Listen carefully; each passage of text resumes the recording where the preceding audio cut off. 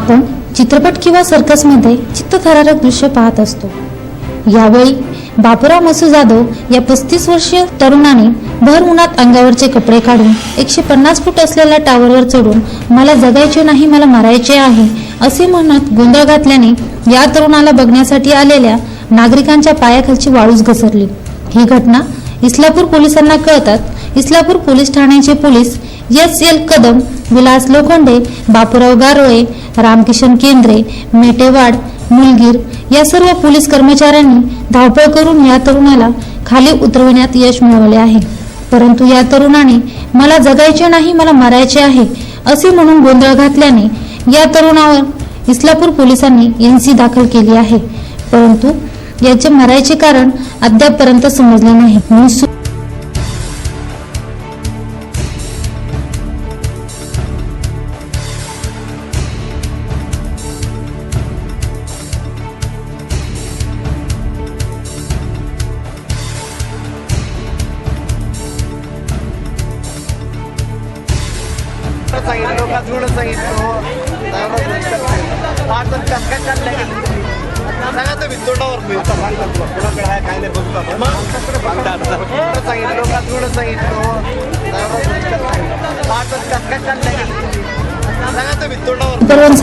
प्रतिनिधी गौतम कांबळे, नांदेड।